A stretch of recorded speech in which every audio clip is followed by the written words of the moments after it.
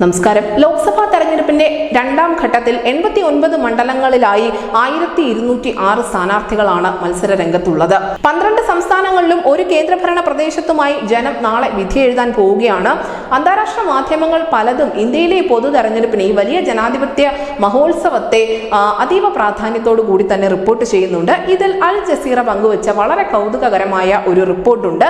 രണ്ടാം ഘട്ടത്തിൽ രാജ്യത്ത് ഏറ്റവും പ്രാധാന്യം അർഹിക്കുന്ന 5 ലോക്സഭാ മണ്ഡലങ്ങളെ കുറിച്ചുള്ള വിവരമാണ് അൽ ജസീറ പങ്കുവച്ചിരിക്കുന്നത്.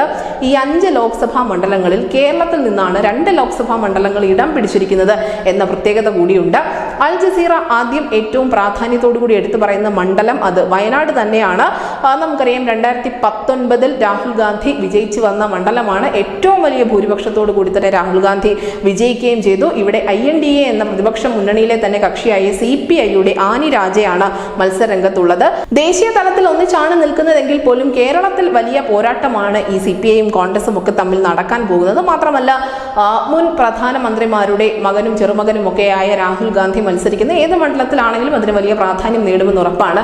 പക്ഷെ ഇതൊന്നുമല്ല അൽ ജസീറയെ ചിന്തിപ്പിച്ചിരിക്കുന്നത്. മറിച്ച് വയനാട് മണ്ഡലത്തിലുള്ള വലിയ ന്യൂനപക്ഷത്തിന്റെ ഒരു സാന്നിധ്യമാണ്. ആ ന്യൂനപക്ഷ വോട്ടുകൾ രാഹുൽ ഗാന്ധിക്ക് ലഭിക്കുന്നത് കൂടുകയോ കുറയുകയോ ചെയ്താലും അത് വാർത്തയാകുമെന്ന കാര്യത്തിൽ യാതൊരു തർക്കവുമില്ല. ന്യൂനപക്ഷ വോട്ടുകൾ ഈ സമസ്തയുടെയും മുസ്ലിം ലീഗിന്റെയും ഒക്കെ വടംവലി കൂടി ഇത്തവണ കാണുന്നുണ്ട്. അതുകൊണ്ട് തന്നെ ന്യൂനപക്ഷ വോട്ടുകളിൽ എന്തെങ്കിലും വിള്ളൽ ഉണ്ടാകുമോ എന്നുള്ള വലിയ ആകാംക്ഷ അവിടെ നിലനിൽക്കുന്നുണ്ട്. മുസ്ലിം വോട്ടുകൾ കൃത്യമായി കോൺഗ്രസിനെ പോളറൈസ് ചെയ്യാൻ സാധിക്കുമോ എന്ന ചോദ്യം കൂടി ഉയരുന്നുണ്ട്. അതുകൊണ്ട് തന്നെയാണ് അൽ ജസീറ ഏറ്റവും പ്രാധാന്യമുള്ള രണ്ടാം ഘട്ടത്തിൽ തെരഞ്ഞെടുപ്പ് നടക്കുന്നതിൽ ഏറ്റവും പ്രാധാന്യമുള്ള മണ്ഡലമായി തന്നെ വയനാടിനെ അവതരിപ്പിച്ചിരിക്കുന്നത്. നമുക്കറിയാം അടുത്തത് തിരുവനന്തപുരം തന്നെയാണ് അവർ പറയുന്നത്. തിരുവനന്തപുരം ശശി തരൂരിന്റെയും രാജീവ് ചന്ദ്രശേഖറിന്റെയും നേർക്കുനേരുള്ള പോരാട്ടം കൊണ്ട് തന്നെയാണ് വാർത്തകളിൽ ഇടം പിടിക്കുന്നത്. ശശി തരൂർ എന്ന് പറയുന്നത് വിശ്വപൗരനാണ്. അദ്ദേഹം UN ഉൾപ്പെടെ പ്രവർത്തിച്ച പരിചയമുള്ള ഒരു ഉദ്യോഗസ്ഥൻ കൂടിയാണ്. അതുകൊണ്ട് തന്നെ ലോകത്തെല്ലാവർക്കും ഒരുപക്ഷെ നമ്മുടെ രാഷ്ട്രീയക്കാർക്കിടയിൽ ഏറ്റവും കൂടുതൽ അറിയപ്പെടുന്ന ഒരു വ്യക്തിത്വവും ശശി തരൂർ തന്നെയായിരിക്കും. പ്രധാനപ്പെട്ട എതിരാളി രാജീവ് ചന്ദ്രശേഖർ ആണ്. പക്ഷേ ഇതിനൊക്കെ പുറമെ തിരുവനന്തപുരത്തും ന്യൂനപക്ഷ വോട്ടുകൾക്ക് വലിയ പ്രാധാന്യമുണ്ട്. കാരണം തിരുവനന്തപുരത്ത് ക്രൈസ്തവ നാടാർ വോട്ടുകളൊക്കെ തന്നെയും അവിടുത്തെ തെരഞ്ഞെടുപ്പ് ഫലത്തെ കാര്യമായി സ്വാധീനിക്കാറുണ്ട്. ഇത്തവണ തീരദേശ മേഖലയിൽ ഉൾപ്പെടെ കോൺഗ്രസിന്റെ വലിയ ബെൽറ്റായിരുന്നു തീരദേശ മേഖല എന്നൊക്കെ പറയുന്നത്. അവിടേക്ക് BJPക്ക് കടന്നു കയറാൻ സാധിച്ചിട്ടുണ്ട്.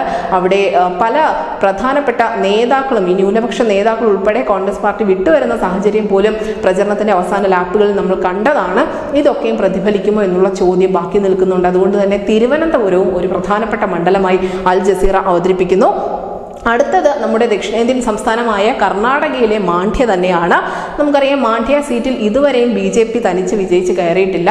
അവിടെ നേരത്തെ സ്വതന്ത്രയായി സുമലതയായിരുന്നു വിജയിച്ച് പാർലമെന്റിലേക്ക് എത്തിയിരുന്നത്. പക്ഷെ പിന്നീട് സുമലത BJPയിൽ അംഗത്വം എടുക്കുന്നു. അവിടെ JDS കടന്നു വരുന്നു. അങ്ങനെ JDSന്റെ കയ്യിലാണ് ഇത്തവണ ആ സീറ്റുള്ളത്. അവിടെ കുമാരസ്വാമി വിജയിക്കുമോ എന്നുള്ള വലിയ ചോദ്യമുണ്ട്. കാരണം നിയമസഭാ തെരഞ്ഞെടുപ്പിൽ നിലംപരിശായി പോയ ഒരു പാർട്ടിയാണ് JDS എന്ന് പറയുന്നത്. ഈ കുമാരസ്വാമിക്കെതിരെ സ്റ്റാർ ചന്ദ്രു എന്നറിയപ്പെടുന്ന കോൺഗ്രസിന്റെ സ്ഥാനാർത്ഥി വെങ്കിട്ടരമണ ഗൗഡയാണ് മത്സര രംഗത്തുള്ളത്. ഇവിടെയും വലിയ തോതിൽ ന്യൂനപക്ഷത്തിന് പ്രാധാന്യമുണ്ട്. അതുകൊണ്ട് തന്നെ മാണ്ഡ്യയും ഒരു പ്രധാനപ്പെട്ട മണ്ഡലമായി തന്നെ അൽ ജസീറ വിലയിരുത്തുന്നുണ്ട്. അടുത്ത മണ്ഡലമായി പറയുന്നത് ഉത്തർപ്രദേശിലെ മധുരയാണ്. BJPയുടെ ഹേമ മാലിനി 2014 മുതൽ ഈ സീറ്റിൽ വിജയിച്ചു വരുന്നുണ്ട്.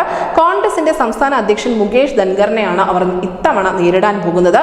മധുര എന്ന് പറയുന്നത് BJPയുടെ ഏറ്റവും പ്രധാനപ്പെട്ട ഒരു ശക്തി കേന്ദ്രം തന്നെയാണ്. മധുര ഇത്തവണ അന്താരാഷ്ട്ര ശ്രദ്ധ നേടുന്നത് ഹേമ മാലിനിയുടെ സാന്നിധ്യം കൊണ്ടൊന്നുമല്ല, മറിച്ച് അവിടെയാണ് ഷാഹി ഈദ്ഗാ പള്ളിയുള്ളത്. നമുക്കറിയാം മുഗൾ ഭരണാധികാരിയായ ഔറംഗസീബ് മധുരയിൽ ക്ഷേത്രം തകർത്താണ് ഷാഹി ഈദ്ഗാ പള്ളി പണിതത് എന്നുള്ള തർക്കങ്ങൾ കൊടുമ്പിരി കൊണ്ടിരിക്കുന്ന ഒരു സമയത്താണ് അവിടെ ലോക്സഭാ തെരഞ്ഞെടുപ്പ് എത്തുന്നത്. അതുകൊണ്ട് തന്നെ അവിടുത്തെ ന്യൂനപക്ഷം ഇതിനെതിരെ എങ്ങനെ പ്രതികരിക്കും, അവിടെ ആർക്കായിരിക്കും മേൽക്കൈ നേടാൻ സാധിക്കുക എന്നുള്ള വലിയ ചോദ്യം നിലനിൽക്കുന്നുണ്ട്. അതുകൊണ്ടാണ് മധുരയും ഈ പട്ടികയിൽ ഇടം പിടിക്കുന്നത്. ഏറ്റവും ഒടുവിലുള്ളത് ഉത്തർപ്രദേശിലെ തന്നെ മറ്റൊരു ലോക്സഭാ മണ്ഡലമായ ഗൗതം ബുദ്ധ നഗറാണ്. അവിടെ BJPയുടെ മുൻ മന്ത്രിയായ മഹേഷ് ശർമ്മയാണ് വിജയിച്ചു കയറിയിട്ടുള്ളത്. കഴിഞ്ഞ 2 തവണയും അദ്ദേഹം തന്നെയാണ് അവിടെ നിന്ന് വിജയിച്ചിട്ടുള്ളത്. ഈ മണ്ഡലത്തിലെ ബിസ്ഹദ എന്ന ഗ്രാമത്തിലാണ് 2015 പശുവിനെ മോഷ്ടിച്ചുവെന്നും അറുത്തുവെന്നും ആരോപിച്ചുകൊണ്ട് മുഹമ്മദ് അഖ്ലാഖ് എന്ന ആൾ കൊല്ലപ്പെടുന്നത്. രാജസ്ഥാനിലെ ഒരു തെരഞ്ഞെടുപ്പ് റാലിയിൽ വെച്ച് മുസ്ലിം ന്യൂനപക്ഷത്തിനെതിരെ മോദി നടത്തിയ നടത്തിയ പരോക്ഷ വിമർശനം ഈ മണ്ഡലത്തിൽ എന്തെങ്കിലും തരത്തിലുള്ള ഒരു സ്വാധീനം ഉണ്ടാക്കുമോ എന്നുകൂടി അറിയേണ്ടിയിരിക്കുന്നു. അങ്ങനെ രണ്ടാം ഘട്ടത്തിൽ അൽ ജസീറ ഏറ്റവും പ്രധാനപ്പെട്ട 5 ലോക്സഭാ മണ്ഡലങ്ങൾ എന്ന് പറഞ്ഞിരിക്കുന്ന ഈ 5 ഇടങ്ങളിലും ന്യൂനപക്ഷത്തിന്റെ മനസ്സ് എങ്ങോട്ട് ചായും എന്നതിനെ കുറിച്ച് കൃത്യമായ ചിത്രം ലഭിക്കും. അതുകൊണ്ട് തന്നെയാണ് അൽ ജസീറ അത് ഒരു പട്ടികയിൽ ഉൾപ്പെടുത്തിയിരിക്കുന്നത്. എന്തായാലും ഈ മണ്ഡലങ്ങളൊക്കെ തന്നെയും രാജ്യം ഉറ്റുനോക്കുന്ന മണ്ഡലങ്ങൾ തന്നെയാണ്. പ്രത്യേകിച്ചും അതിൽ കേരളത്തിലെ 2 മണ്ഡലങ്ങൾ ഇടം നേടിയിരിക്കുന്നു എന്ന് പറയുമ്പോൾ നമുക്ക് ഉറപ്പിക്കാം കേരളത്തിൽ നടക്കാൻ പോകുന്നത് തീ പാറുന്ന പോരാട്ടമായിരിക്കുമെന്ന്. News desk news India Malayalam.